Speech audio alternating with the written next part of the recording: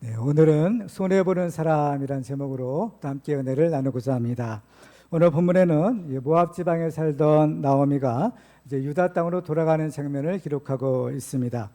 나오미가 모압 땅에서 이제 유다 땅으로 돌아오는 것의 영적인 의미는 잃어버린 믿음을 회복하는 것을 뜻합니다. 신구약 성경 전체를 통해서 우리가 가장 중요한 단어 한 단어를 우리가 고르라고 한다면 그것은 믿음이라고 할 수 있을 것입니다. 구약 시대에도 사람이 하나님 앞에 의롭다함을 받는 것은 바로 율법을 행함으로가 아닌 믿음으로 된다라고 하셨습니다. 또 신약 시대에도 우리가 죄사함 받고 또 구원 얻는 것도 오직 예수 그리스도를 믿음으로 된다라고 하십니다. 여러분은 하나님을 믿으십니까? 네, 사실 이런 질문은 아주 어리석은 질문입니다. 왜냐하면 바로 여러분은 다 하나님을 믿기 때문에 지금 이 자리에 있기 때문입니다. 여기에 모인 우리는 다 하나님을 믿는 사람입니다. 그런데 우리가 하나님을 믿는데 과연 우리가 무엇을 보아서 우리가 하나님을 믿는다라고 할 수 있을까요? 믿음이란 말은 어떤 눈에 보이는 물건이 아니라 눈에 보이지 않는 이런 추상적인 개념입니다. 그 때문에 믿음이 무엇이다 라고 한마디로 정의하기가 아주 어려운 것입니다. 그래서 성경을 보면 여러 군데에서 믿음을 입체적으로 설명하고 있는 것을 발견하게 됩니다. 입체적으로 설명한다라는 말은 믿음의 어느 한 단면만을 말하는 것이 아니라 여러 각도에서 믿음을 보여주고 있다라는 것입니다. 오늘 본문에 등장하는 룻은 본래 모압 여인이었지만 하나님의 믿음으로 예수님의 족보에까지 들어온 여자였습니다. 예수님의 족보에 그 이름이 실렸다라는 것은 이 룻이 믿음의 사람이라는 증거라고 볼 수 있을 것입니다. 오늘 본문에서 우리는 룻을 통해서 과연 믿음으로 사는 것이 무엇인가, 이 믿음의 사람의 특징을 발견하게 됩니다. 오늘 우리는 룻을 통해서 믿음으로 사는 것이 무엇인지를 우리가 살펴보고 우리도 룻처럼 참된 믿음의 사람들이 다 되시기를 주님의 이름으로 축원합니다. 오늘 본문에서 우리는 이 룻을 통해 믿음의 사람 두 가지 특징을 살펴보고자 합니다. 첫 번째 믿음의 사람은 어떤 상황에서도 믿음을 지켜야 합니다. 자, 오늘 6절을 보실까요? 6절을 같이 읽습니다. 시작. 그 여인이 모압 지방에서 여호와께서 자기 백성을 돌보시사 그들에게 양식을 주셨다함을 듣고 이에 두 며느리와 함께 일어나 모압 지방에서 돌아오려 하여. 아멘. 여기서 그 여인은 바로 나오미를 가리키는 말입니다. 이 나오미가 모압 지방에 살다가 하나님에 대한 소문을 들었습니다. 그 소문의 내용은 하나님께서 자기 백성을 돌보시고 그들에게 양식을 주셨다라는 것이었습니다. 이 소식은 나오미에게 기쁜 소식, 복음이었습니다. 이 복음을 들은 나오미의 반응은 이제 하나님께 돌아가자라는 것이었습니다. 그래서 나오미는 이제 모압 땅을 떠나기로 결정합니다. 근데 돌아갈 때 보면 나오미 혼자만 돌아가는 것이 아니라 그의 두 며느리와 함께 돌아가는 것을 볼 수가 있어요. 그래서 처음에 모압을 떠날 때는 세 여자가 바로 유다를 향해서 같은 길을 갔습니다. 그래서 7절에 보시면 있던 곳에서 나오고 두 며느리도 그와 함께하여 유다 땅으로 돌아오려고 길을 가다가라고 기록합니다. 나오미의 두 며느리는 그 출신이 바로 모압 사람이었지만 하나님을 믿는 집안의 시집옴으로써 바로 하나님을 경외하는 신앙생활을 하게 됩니다. 믿는 집안 출신의 아들들은 정작 불신결혼을 했지만 그 결과로 이 나오미의 집에 들어온 두 모압 여인은 이제 그 집안이 섬기는 하나님을 이제 섬기게 된 것입니다. 사도행전 16장을 보면 빌립보 감옥의 간수가 바울에게 내가 어떻게 해야 구원을 얻으리까? 라는 질문을 합니다. 그때 바울은 사도행전 16장 31절에서 이렇게 대답을 합니다. 같이 읽어볼까요? 시작. 주 예수를 믿으라. 그리하면 너와 내 집이 구원을 받으리라. 아멘. 주 예수를 믿으면 너와 내 집이 구원을 받으리라 라는 약속입니다. 그런데 이 말은 한 사람이 예수님을 믿으면 나머지 가족들은 자동적으로 구원을 받는다라는 것은 아닙니다. 이 말의 뜻은 한 사람이 예수님을 믿게 되면 그 믿음의 선한 영향력 때문에 다른 가족들도 전도를 받아서 예수 믿고 구원받을 기회를 얻는다라는 의미인 것입니다. 따라서 나오미의 두 며느리도 믿는 집안에 시집을 왔기 때문에 자연히 복음을 들을 수 있었고 하나님을 믿고 구원받을 기회가 주어진 것입니다. 하나님을 믿는 믿음은 이제 집단적인 것이 아니라 철저하게 개인적이고 또 하나님과 나와의 1대1의 인격적인 결단에 의해서 이루어진다라는 것을 우리는 알아야 됩니다. 따라서 우리가 같은 공동체, 같은 집안에서 또 신앙생활을 하더라도 바로 우리의 믿음이 바로 진짜 믿음인지 또는 그렇지 않은지 한번 검증을 받아볼 필요가 있는 것입니다. 그래서 우리가 살다 보면 이러한 저러한 시험을 만나게 되는데 믿는 사람에게 주어지는 시험의 의미는 바로 우리의 믿음이 검증받는 기회인 것입니다. 마귀는 시험을 통해서 어떻게 쓰든지 우리의 믿음을 빼앗아 가려고 하지만 우리는 어떻게 쓰든지 이 우리의 믿음을 굳게 지켜야 하는 것입니다. 바로 이것이 또한 믿음의 선한 싸움의 본질입니다. 그래서 사도 바울이 영적인 아들인 디모데에게 마치 유언을 남기는 심정으로 쓴 편지가 디모데 후서입니다. 거기서 보면 디모데서 6장에서 8절에 걸쳐서 바울이 이런 얘기를 합니다. 같이 한번 읽어볼까요? 시작.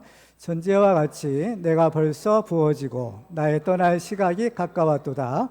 나는 선한 싸움을 싸우고 나의 달려갈 길을 마치고 믿음을 지켰으니 이제부로는 나를 위하여 의의 면류관이 예비되었으므로 주 곧 의로우신 재판장이 그날에 내게 주실 것이며 내게만 아니라 주의 나타나심을 사모하는 모든 자에게도니라. 아멘.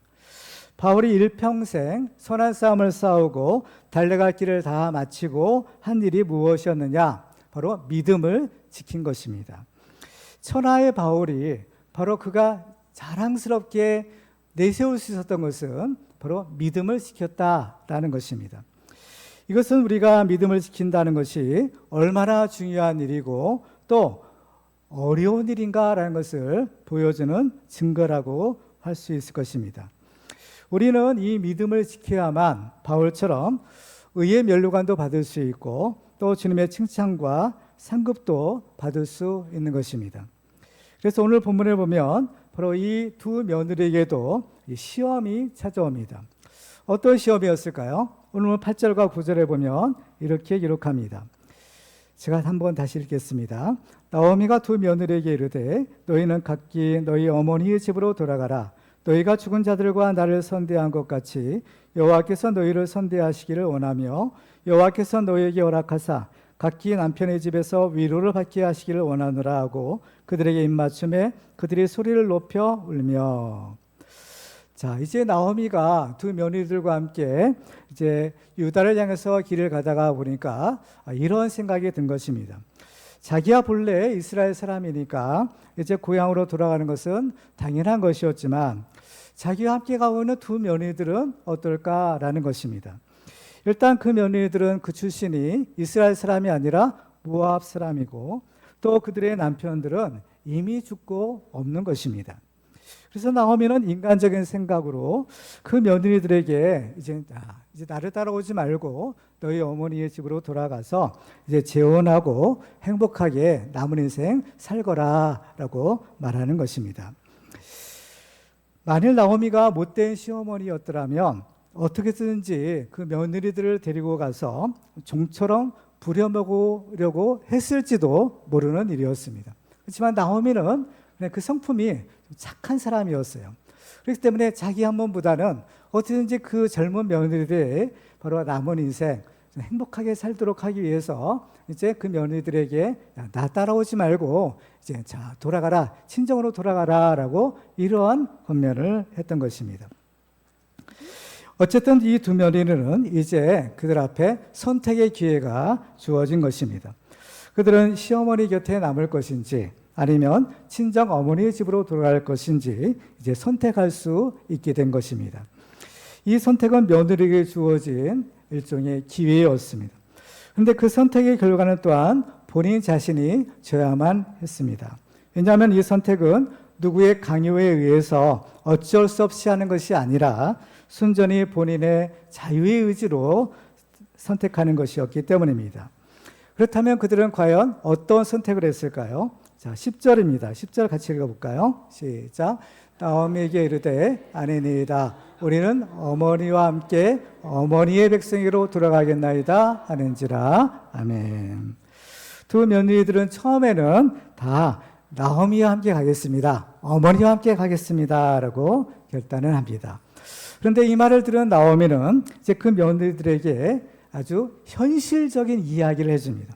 그 장면이 11절로 13절 말씀입니다. 그 얘기를 이제 요약해 보면 지금 너희들에게는 남편이 없지 않느냐. 지금 나를 따라가다 보면, 그죠?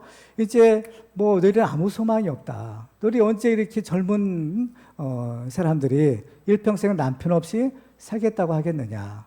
그래서 너희들이 돌아가면 얼마든지 좋은 남자 만나서 또 새로운 인생 살 수 있을 텐데 굳이 나를 따라온다는 것이 이거는 말이 안 되는 거다. 그죠? 그러니까 앞으로 좀 생각을 해봐라라는 겁니다. 이 현실적인 생각을 해보라라는 이야기인 거예요. 우리의 신앙생활은 낭만적인 소설 속에서 하는 것이 아니라 아주 치열하고 또 냉혹한 현실 세계에서 하는 것을 우리는 알아야 됩니다. 그래서 우리가 하나님을 믿어도 여전히 우리 앞에는 우리가 직면해야 될 현실적인 어려움이 있게 되는 겁니다. 그렇죠. 우리는 이 세상에 살아가면서 많은 문제를 안고 살아가요. 직접적으로 돈의 문제가 있죠. 또 직장의 문제, 사업의 문제, 자녀의 문제, 뭐 이루 헤아릴 수 없는 많은 문제를 우리가 안고 살아갑니다. 산 넘어 산이라는 말이 있듯이 하나의 어려운 고비를 넘고 나면 또 다른 어려운 문제가 우리를 기다리고 있는 것입니다. 이러한 현실적인 문제 앞에서 여러분은 과연 어떠한 선택을 하고 계십니까? 오늘 본문을 보면 이러한 현실적인 문제 앞에서 두 며느리의 선택이 갈렸습니다. 어떻게 갈렸을까요? 자, 14절 말씀입니다. 같이 읽습니다. 시작. 그들이 소리를 높여 다시 울더니 오르바는 그의 시어머니에게 입맞추되 롯은 그를 붙쫓았더라. 아멘. 오르바는 이제 이 눈앞에 닥친 이 현실적인 문제 앞에서 그의 시어머니에게 입맞춥니다. 작별의 키스예요. 그래서 이제 시어머니를 떠나서 이제 자기 친정으로 돌아가는 거죠. 그렇지만 롯은 그 나오미를 붙쫓았다라고 합니다. 그러니까 이 나오미를 꼭 붙잡고 떨어지지 않았다라는 말이에요. 여기서 보면 롯은 그 결과로 믿음을 지켰고 오르바는 그 믿음을 버린 것이 되었습니다. 왜 그러냐? 바로 이 나오미를 떠나는 것, 또 친정으로 돌아가는 것은 단순한 문제가 아니었기 때문입니다. 여기에는 깊은 영적인 문제가 아울러서 포함되었던 것이에요. 그래서 15절에 보면 나오미가 또 이르되 보라 내 동서는 그의 백성과 그의 신들에게로 돌아가나니 너도 너의 동서를 따라 돌아가라 라고 합니다. 그러니까 지금 이 오르바가 그 모압 백성에게로 돌아가는 것은 어때요? 그 모압 사람들이 섬기는 신들에게로 돌아가는 것이다 라는 말을 하는 것입니다. 따라서 오르바가 나오미를 떠나는 것은 하나님의 백성을 떠나는 것이요 또 하나님을 믿는 믿음을 버린 것을 의미하는 것입니다. 대부분의 사람들은 이러한 현실적인 문제를 만나게 되면 믿음을 쉽게 포기합니다. 먹고 살려면 어쩔 수 없어. 나만 그런가? 다른 사람도 다 그래. 이렇게 자기 위로와 또 그럴듯한 핑계를 대는 것입니다. 따라서 우리가 이 세상에서 믿음을 지키기 위해서는 내가 손해볼 것을 각오해야 합니다. 다른 사람보다 연봉이 조금 더 낮고 또 다른 사람보다 승진이 더 늦어지고 다른 학생보다 성적이 조금 더 낮고 다른 사람보다 조금 작은 차를 타고 또 다른 사람보다 더 작은 집에 사는 것을 각오해야 하는 것입니다. 롯은 익숙한 곳을 떠나서 낯선 이방 땅에서 새로 정착하는 어려움도 각오해야 했습니다. 또 재혼해서 새 출발하려는 꿈도 포기해야만 했을 것입니다. 이 모든 것은 다 믿음을 위해서 포기하고 손해볼 것을 각오하는 결단이었습니다. 이것은 지금도 마찬가지입니다. 우리가 다른 사람이 누리는 것들을 다 누리고 또 다른 사람보다 조금 더 손해를 보지 않으려고 하면 절대로 이 믿음을 지킬 수가 없는 것입니다. 그러면 우리가 믿음을 지킨다라는 것은 믿음을 위해서 내가 손해보는 사람이 된다라는 것을 의미하는 것입니다. 믿음을 위해서 손해를 본다라는 것은 또한 무엇일까요? 디모데후서 3장 12절에 보면 무릇 그리스도 예수 안에서 경건하게 살고자 하는 자는 박해를 받으리라 하십니다. 아니, 의롭게 경건하게 살고자 하는데 왜 어려운 일이 생길까? 그 이유는 우리가 살고 있는 이 세상이 바로 불의한 세상이기 때문입니다. 그렇기 때문에 의롭게 살고자 할수록 사람들이 세상이 좋아하는 것이 아니라 오히려 미워하고 시기하고 박해를 가하는 것입니다. 그렇지만 우리가 이 믿음 때문에 어려움을 당하고 박해를 당한다면 하나님이 주시는 약속된 상이 있습니다. 그것이 무엇일까요? 마태복음 5장 10절 이하에 보면 바로 팔복 가운데 이런 말씀이 있습니다. 10절로 12절을 같이 읽어볼까요? 시작. 의를 위하여 박해를 받은 자는 복이 있나니 천국이 그들의 것임이라. 나로 말미암아 너희를 욕하고 박해하고 거짓으로 너희를 거슬러 모든 악한 말을 할 때에는 너희에게 복이 있나니 기뻐하고 즐거워하라. 하늘에서 너희의 상이 큼이라. 너희 전에 있던 선지자들도 이같이 박해하였느니라. 아멘. 여러분 중에 혹시 믿음을 지키기 위해서 박해를 받고 또 그 믿음 때문에 손해를 보는 사람이 계십니까? 그렇다면 기뻐하고 즐거워하시기 바랍니다. 왜냐하면 천국이 바로 여러분의 것이요 그 천국에서 여러분의 상이 크기 때문입니다.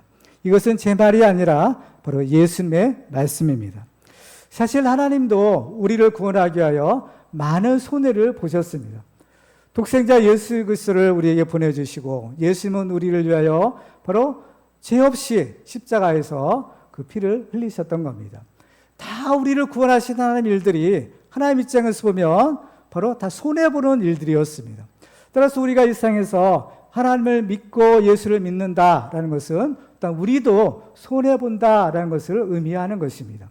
그렇지만 그 손해보는 사람이야말로 가장 하나님을 닮은 사람, 가장 예수님을 닮은 사람이 되어서 우리가 하나님 앞에 가면 바로 하나님이 주시는 놀라운 상이 있는 것입니다. 우리도 바로 이 믿음을 지키기 위해서 손해보는 사람이 되는 그런 축복의 주인공들 되기를 주님의 이름으로 축원합니다. 자, 두 번째 믿음의 사람의 특징은 믿음의 공동체와 항상 함께해야 합니다. 나오미와 함께 유대 땅으로 오던 두 며느리 중에서 오르바는 이제 모압으로 돌아갑니다. 그래서 나오미는 룻에게 너도 너의 동생을 따라 돌아가라라고 말하죠. 그러니까 룻이 이런 대답을 해요. 자, 16절을 같이 읽어볼까요? 시작. 룻이 이르되 내게 어머니를 떠나며 어머니를 따르지 말고 돌아가라. 강권하지 마옵소서. 어머니께서 가시는 곳에 나도 가고 어머니께서 머무시는 곳에서 나도 머물겠나이다. 어머니의 백성이 나의 백성이 되고 어머니의 하나님이 나의 하나님이 되시리니. 아멘. 자, 어머니가 가시는 곳에 나도 가고 어머니 머무는 곳에 나도 있겠습니다. 이 말의 의미는 뭐예요? 어머니의 백성이 나의 백성이 되고 어머니 하나님이 나의 하나님이 되신다라는 뜻입니다. 그렇죠? 그렇기 때문에 이제 어머니와 나는 떨어질 수가 없습니다 라는 뜻이에요. 왜? 같은 하나님을 믿는 같은 백성이 되었기 때문입니다. 그래서 이어지는 17절을 보면 어머니께서 죽으시는 곳에서 나도 죽어 거기 묻힐 것이라. 만일 내가 죽는 일 외에 어머니를 떠나면 여호와께서 내게 벌을 내리시고 더 내리시기를 원하나이다 하는지라. 그렇습니다. 죽음이 우리를 갈라놓을지라도, 그렇죠? 그러니까 죽음 외에는 어머니와 이 나오미를 떼어놓을 수가 없는 겁니다. 그렇죠? 그러니까 죽기까지 나는 어머니 떠나지 않겠습니다라는 거예요. 그렇죠? 정말 대단한 결심이 아닐 수가 없습니다. 근데 룻이 이렇게까지 나오미를 따라가려고 했던 것, 나오미에서 떨어지지 않으려고 했던 이유는 그가 하나님을 믿었기 때문입니다. 이 하나님을 믿는 믿음 때문에 사실 이 나오미를 버릴 수가 없었던 거예요. 믿음은 그 마음에서부터 시작되는 것이기 때문에 사람의 눈에 보이지가 않습니다. 근데 그 믿음이 살아있는 진짜 믿음이라면 그 믿음은 자라는 성질이 있는 거예요. 그래서 믿음은 마치 겨자씨와 같아서 처음에는 잘 보이지 않지만 시간이 지나면 점점 자라서 이제 겉으로 드러나게 되고 마침내 겨자씨가 큰 나무가 되는 것처럼 사람들의 눈에도 그 믿음이 눈에 띄게 되는 것입니다. 그렇다면 그 감춰졌던 믿음이, 숨겨졌던 믿음이 언제 드러나는 것일까요? 오늘 본문을 보면 그것은 바로 선택할 때인 것입니다. 룻에게는 모압 땅으로 가냐 아니면 이스라엘 땅으로 가냐의 선택이 있었습니다.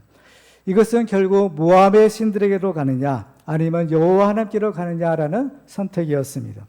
바로 이런 선택의 갈림길에서 어떠한 선택을 하느냐에 따라서 그 믿음이 이제 드러나게 되는 것입니다. 이때 룻은 자기의 믿음을 고백하죠. 어머니 가시는 곳에 나도 가고 어머니 머무는 곳에 나도 머물고 또 어머니 백성이 나의 백성 되고 또 어머니 하나님이 나의 하나님이 되시리이다. 그래서 죽어도 같이 죽고 살아도 같이 살겠습니다 라는 것이 믿음의 고백이었던 거예요. 우리의 믿음도 어떤가요? 우리의 믿음도 룻처럼 분명하고도 또 담대한 믿음의 고백이 되어야 될 줄 믿습니다. 바로 우리의 믿음은요, 하나님이 우리에게 원하시는 믿음은 바로 고백적인 믿음인 거예요. 그래서 로마서 10장 9절과 10절 같이 읽어볼까요? 시작. 내가 만일 내 입으로 예수를 주로 시인하며 또 하나님께서 그를 죽은 자 가운데서 살리신 것을 내 마음에 믿으면 구원을 받으리라. 사람이 마음으로 믿어 의에 이르고 입으로 시인하여 구원에 이르느니라. 아멘. 그렇죠? 믿음의 단계예요. 마음에서부터 믿는 겁니다. 그렇죠? 마음에서 믿어. 그리고 나서 이 믿음은 입으로 시인하는 단계에 고백적인 믿음의 단계로 나아가야 된다라는 것입니다. 그래서 룻의 믿음은 마음속으로 혼자서 몰래 믿는 신앙이 아니라 입으로 시인하는 믿음, 고백적인 믿음이었던 겁니다. 따라서 이 말씀대로 룻의 믿음은 구원 얻는 그 하나님이 원하시는 믿음이었던 겁니다. 근데 룻은요, 마음으로 믿고 또 입으로 시인하는 믿음뿐만 아니라 여기서 한 단계 더 나아가는 믿음을 보여줍니다. 그것은 바로 하나님의 뜻대로 순종하는 믿음입니다. 예수님께서는 마태복음 7장 21절에서 이렇게 말씀합니다. 같이 읽어볼까요? 시작. 나더러 주여 주여 하는 자마다 다 천국에 들어갈 것이 아니요 다만 하늘에 계신 내 아버지의 뜻대로 행하는 자라야 들어가리라. 아멘. 자, 주여 주여 한다는 것은 말로만, 그죠? 주님 주님 한다고 해서 다 천국에 들어갈 것은 아니다. 근데 주여 주여 하는 것도 굉장한 믿음이잖아요. 고백적인 믿음 아니겠어요? 그런데 이것 물론 중요하지만 입으로만 주여 주여 한다는 사람들이 다 천국에 들어갈 것은 아니라는 거예요. 왜냐하면 그 중에는 가짜가 있기 때문인 거예요. 인정받지 못하는 고백도 있기 때문이다라는 것입니다. 그러면 예수님은 뭐라고 하세요? 다만 하늘에 계신 내 아버지의 뜻대로 행하는 자라야 들어간다라고 하시는 겁니다. 그렇다면 하나님의 뜻대로 행한다라는 것은 과연 무엇일까요? 우리는 흔히 하나님의 뜻대로 사는 것은 교회에서 신앙생활을 열심히 하는 것이라고 생각합니다. 그렇지만 이것도 맞는 말이지만 우리는 예수님께서 이어지는 하신 말씀에 주목할 필요가 있어요. 이어지는 22절 말씀 보실까요? 같이 읽습니다. 시작. 그날에 많은 사람이 나더러 이르되 주여 주여 우리가 주의 이름으로 선지자 노릇하며 주의 이름으로 귀신을 쫓아내며 주의 이름으로 많은 권능을 행하지 아니하였나이까 하리니. 아멘. 여기서 보면 주의 이름으로 선지자 노릇하며 라고 말합니다. 근데 선지자 노릇하며라는 말은 어때요? 선지자 흉내를 낸 거죠. 그러니까 진짜 선지자의 역할을 하는 것이 아니라 선지자 흉내를 내는 거예요. 진짜 선지자는 어때요? 하나님이 주신 말씀을 받아서 그 말씀을 백성에게 그대로 전하는 사람이 선지자인 겁니다. 그런데 거짓 선지자는 어때요? 하나님이 말씀하시지도 않는 것을 하나님이 말씀하셨다라고 사람들을 속인다라는 것입니다. 그런데 이 사람들은 더군다나 귀신을 쫓아내고 많은 능력을 행하기까지 합니다. 근데 이 세 가지 공통점이 있어요. 뭐냐? 다 주의 이름으로 하더라라는 것이에요.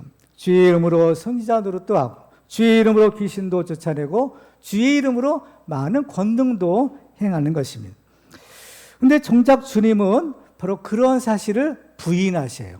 주님의 이름으로 했다는 것은 뭐예요? 주님이 시켰다는 얘기 아니겠어요? 근데 정작 주님은 어떠실까? 그런 일 없다 하시는 거예요. 이어지는 23절에 보면 그때 내가 그들에게 밝히 말하되 내가 너희를 도무지 알지 못하니 불법을 행하는 자들아 내게서 떠나가라 하리라. 예수님께서는 불법을 행하는 자들아 내게서 떠나가라 하실 것이라는 거예요. 왜 불법을 행한다고 하실까? 사실 이런 사람들은 어때요? 주님과는 아무 상관이 없는 사람입니다. 예수님과는 상관이 없는 사람들인데 그들이 선지자 노릇하고 능력도 행해요. 누구의 이름으로 해요? 주의 이름으로 한다는 거예요. 예수님께서는 주님의 이름으로 주님께서 명령하신 적도 없어요. 허락하신 적도 없어요. 순전히 그들은 주님의 이름을 소위 말하는 도용한 거예요. 그렇죠? 그래서 주님의 이름으로 이러한 일들을 행한 것이죠. 그래서 이 말씀은요, 예수님께서 거짓 선지자의 위험을 경고하시면서 이 말씀을 주신 거예요. 그래서 15절 말씀을 보면 거짓 선지자들을 삼가라 양의 옷을 입고 너희에게 나오나 속에는 노략질하는 일이라 라고 하시는 겁니다. 이 거짓 선지자의 특징은 속은 노략질한 일이에요. 근데 겉으로는 양의 옷을 입었어요. 그 때문에 겉으로만 보면 이것이 양인지 또 늑대인지를 구분할 수가 없는 겁니다. 그래서 이게 거짓 선지자인지 참 선지자인지를 알기가 참 어려운 거죠. 그래서 예수님께서는 그들을 알아볼 수 있는 방법을 알려주세요. 그건 바로 열매를 봐라 라는 것이에요. 16절에 보면 그들의 열매로 그들을 알지니 가시나무에서 포도를 또는 엉겅퀴에서 무화과를 따겠느냐. 이와 같이 좋은 나무마다 아름다운 열매를 맺고 못된 나무가 나쁜 열매를 맺나니 좋은 나무가 나쁜 열매를 맺을 수 없고 못된 나무가 아름다운 열매를 맺을 수 없느니라 라는 거예요. 나무만 보면 때로 이 나무가 과연 무슨 나무인지 잘 구분이 안 될 때가 있죠. 근데 그 나무를 알아보는 확실한 방법은 이 나무가 과연 무슨 열매를 맺었는가, 그 열매를 보면 확실하게 알 수 있는 겁니다. 그렇죠? 그러니까 좋은 나무는 좋은 열매를 맺어요. 나쁜 나무는 좋은 열매를 맺을 수가 없는 거예요. 이것은 사실이죠. 이거는 변함없는 진리인 거죠. 그렇기 때문에 그들의 열매로 그들을 알 것이다 라고 하시는 거예요. 그러면서 이 마지막 심판의 기준도 이렇게 말씀하죠. 19절과 20절에 보면 아름다운 열매를 맺지 아니하는 나무마다 찍혀 불에 던져지리라. 이러므로 그들의 열매로 그들을 알리라 라고 하시는 겁니다. 예수님이 가시는 최후의 심판의 기준은 바로 행한 대로라는 것입니다. 각 사람의 행한 대로 갚아주시는 것이 바로 하나님의 가장 공평한 심판인 겁니다. 바로 그것이 열매를 통해서 보시는 심판의 기준이죠. 그러면 룻은 무엇으로 자기의 믿음이 주여 주여로 그치는 공허한 믿음이 아니라 바로 하나님이 인정하시는 진짜 믿음이라는 것을 보여주었을까요? 16절을 다시 한번 보겠습니다. 중간절에 보면 어머니께서 가시는 곳에 나도 가고 어머니께서 머무시는 곳에서 나도 머물겠나이다. 어머니의 백성이 나의 백성이 되고 어머니의 하나님이 나의 하나님이 되시리니 라고 해요. 자, 이 말씀의 의미를 좀 우리가 정확하게 알기 위해서는 이제 앞부분 순서대로가 아니라 끝에 부분이죠. 역으로 이 말씀을 좀 볼 필요가 있는 겁니다. 자, 어머니의 하나님이 나의 하나님이 되시리니 라는 거예요. 이게 뭐예요? 나오미의 하나님을 내가 믿겠습니다 라는 거죠. 바로 그 하나님, 여호와 하나님에 대한 믿음이 있는 거죠. 그 믿음 때문에 이제 그 다음 단계죠. 어머니의 백성이 나의 백성이 되고 라고 하는 거죠. 그래서 어머니가 하시는 곳에 나도 가고 어머니가 머무는 곳에 나도 머물겠습니다 라는 거죠. 지금 같은 하나님을 믿기 때문에 지금 나오미와 룻은 같은 여호와 하나님을 믿는 사람이기 때문에 같은 하나님의 백성이 된다는 거예요. 그래서 같은 하나님의 백성이기 때문에 어머니와 나는 떨어질 수가 없습니다. 만약에 내가 여호와 하나님이 아니라 모압신을 섬긴다면 자연히 떨어질 수밖에 없어요. 그렇지만 지금 나오미와 룻은 같은 동일한 하나님을 섬기기 때문에 그 하나님의 백성들은 나뉠 수 없다라는 얘기예요. 그래서 이제 어머니가 가시는 곳에 나도 오고, 그죠? 일심동체가 되는 거예요. 떨어질 수가 없다는 거예요. 죽음 외에는 우리를 갈라놓을 수 없다라는 말인 겁니다. 이건 무엇을 의미하는 거예요? 하나님을 믿는 신앙의 증거는 바로 그 하나님의 백성들과 어떻게 지내느냐, 여기에 달려있다는 거예요. 하나님을 믿는 믿음의 열매가 무엇입니까? 그 열매는 바로 우리가 어떻게 교회에서 신앙생활 하느냐, 이것이 하나님이 보시는 열매인 것이에요. 그렇죠. 이것이 롯이 진정한 하나님을 믿는 하나님의 백성이 되었다라는 증거이자 바로 믿음의 열매였던 것입니다. 그래서 이 나오미와 롯의 관계는 인간적으로는 시어머니와 며느리의 관계예요. 이것은 가족 관계죠. 물론 이 나오미와 이 두 며느리들은 서로 피가 섞인 관계는 아니에요. 그렇지만 그 아들을 통해서 아들과 결혼했기 때문에 이제 그 며느리와 그 시어머니는 어때요? 같은 어머니와 그 딸의 관계가 된 것이에요. 그러니까 이거 뭐요? 가족 관계인 것입니다. 이 세상에서 가장 강력한 관계가 피로 맺어진 가족 관계예요. 그렇죠? 그런데 그런 가족 관계보다 더 강한 관계가 있어요. 더 강한 공동체가 있어요. 그것은 바로 우리가 믿음으로 하나님의 가족이 되는 겁니다. 믿음으로 하나님의 백성이 되는 것이에요. 그렇죠? 예수님의 성만찬을 통해서 우리가 예수님을 믿고 하나님의 가족이 된 것의 의미를 알려주셨어요. 예수님께서는 성만찬에서 받아 먹으라, 이것은 너희를 위한 나의 살이다. 또 받아 마시라, 이것은 너희를 위하여 흘리는 내 언약의 피라라고 했어요. 그래서 이 성만찬에서 우리가 떡과 포도주를 먹고 마시는 것은 곧 예수님의 살과 피를 먹고 마시는 것이라고 했어요. 이것은 뭐예요? 예수님과 하나가 된다라는 겁니다. 그렇죠? 음식을 우리가 먹으면 이게 소화가 돼서 우리의 살과 피가 되는 거예요. 그래서 예수님의 살과 피를 먹고 마신 사람은 그 예수님과 우리는 하나가 되는 것이에요. 그렇죠? 그래서 이 성찬을 통해서 우리는 예수님과 우리는 하나구나 하는 것을 우리는 다시 한번 확인하는 겁니다. 그렇다면 성찬을 할 때 혼자 사는 것이 아니죠. 우리 교회 공동체 성도들이 같이 성찬에 참여합니다. 그러면 예수님과 나와의 관계는 바로 주님 주시는 살과 피로 예수님과 나는 하나가 되었어요. 그러면 내 옆에 있는 성도는 어떨까요?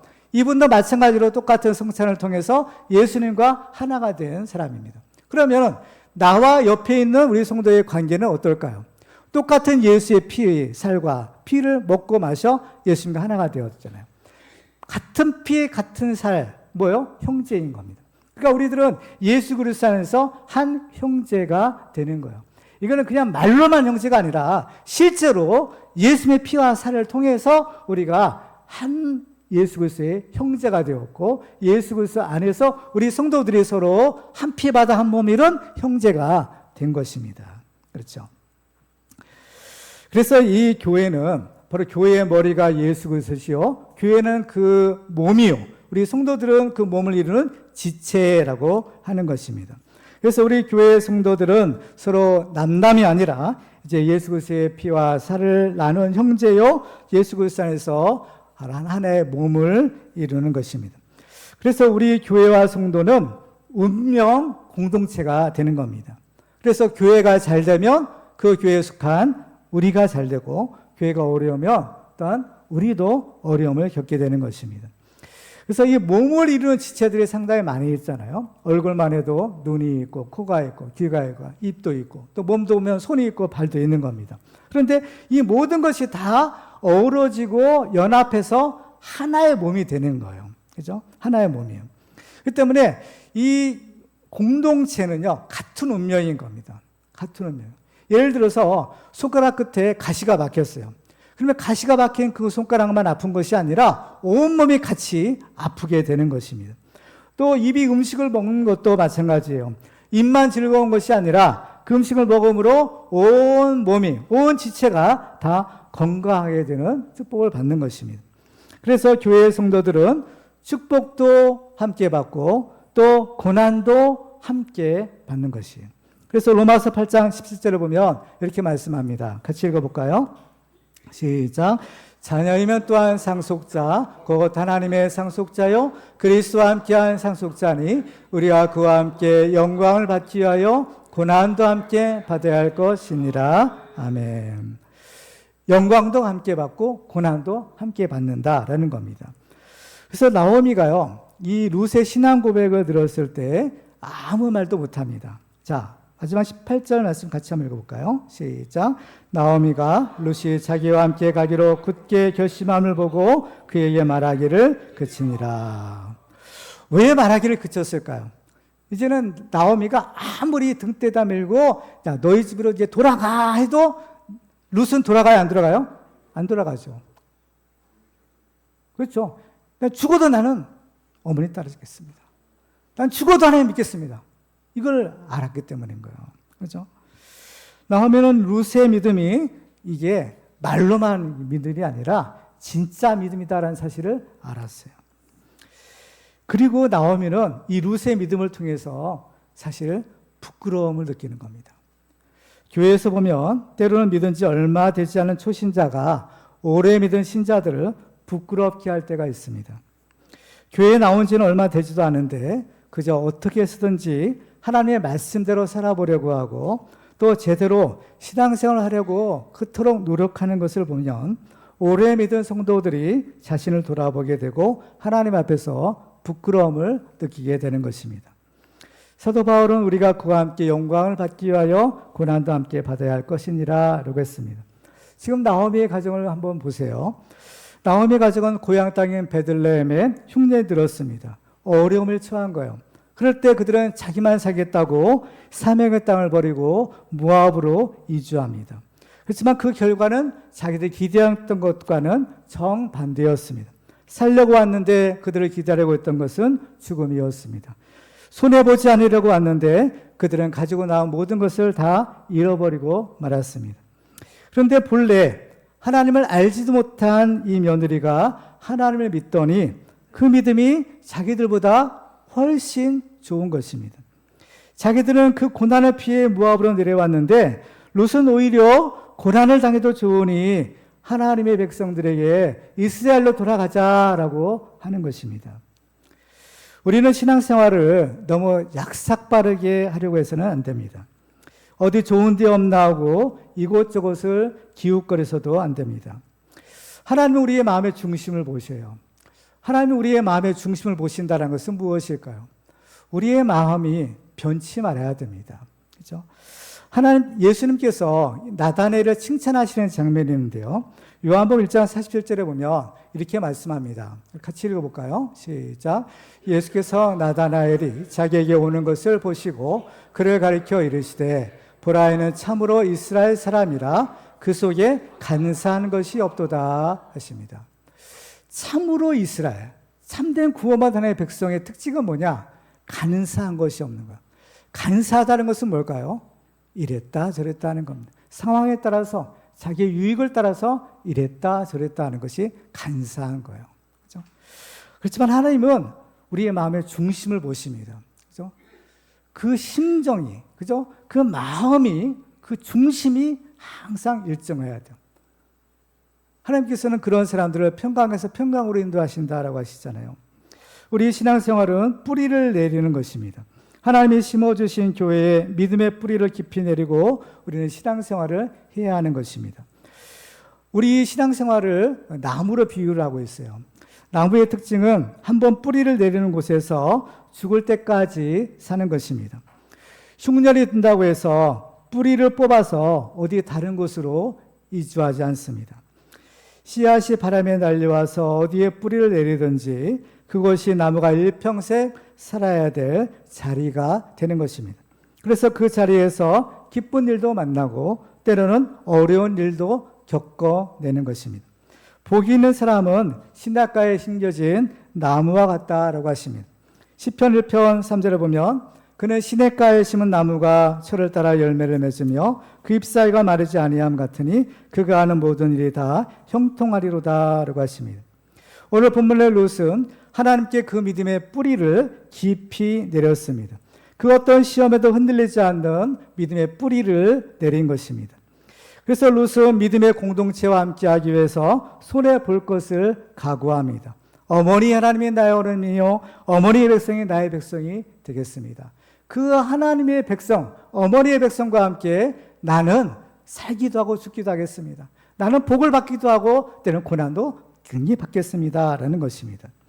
우리도 같은 신앙의 공동체인 교회에서 영광도 함께 받고 고난도 함께 받아야 합니다.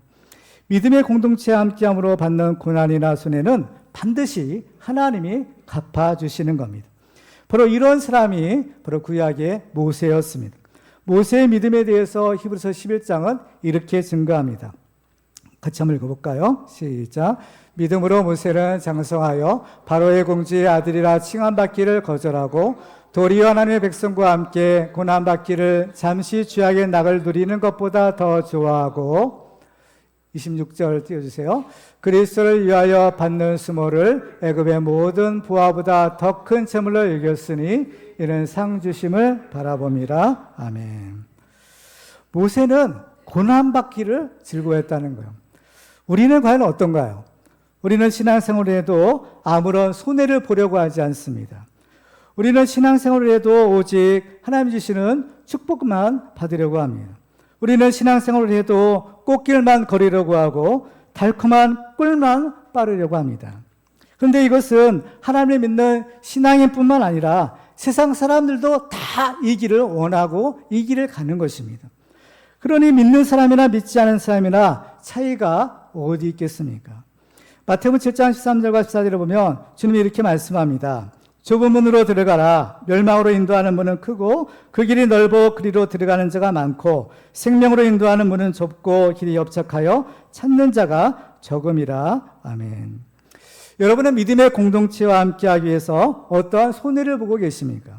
여러분은 믿음의 공동체를 지키기 위해서 어떤 불이익을 당하고 계십니까? 모세는 하나님의 백성과 함께 고난받기를 잠시 죄악의 낙을 누리는 것보다 더 좋아했다라고 했습니다. 그 이유는 바로 상 주시는 하나님을 바라보았기 때문입니다. 오늘 본문에서 하나님의 백성과 함께 고난받기를 자원했던 롯은 예수님의 족보에 들어가는 축복의 주인공이 되었습니다. 우리에게는 때로는 신앙생활 할 때 바로 이러한저러한 어려움과 시험이 있을 수가 있어요. 그렇지만은 그 어떤 시험에도 궁극적인 목적은 바로 우리의 유익을 위함인 것입니다. 마지막으로 베드로전서 4장 12절과 13절을 같이 읽겠습니다. 시작. 사랑하는 자들아 너희를 연단하려고 오는 불시험을 이상한 일 당하는 것 같이 이상히 여기지 말고 오히려 너희가 그리스도의 고난에 참여하는 것으로 즐거워하라. 이는 그의 영광을 나타내실 때에 너희로 즐거워하고 기뻐하게 하려 함이라. 아멘. 그렇습니다. 우리는 주님의 몸된 교회를 위해서 기꺼이 손해를 보는 믿음의 사람 되어서 주님이 예비하신 의의 면류관을 쓰고 또 주님의 칭찬과 상급을 받는 축복의 주인공들이 다 되기를 주님의 이름으로 축원합니다.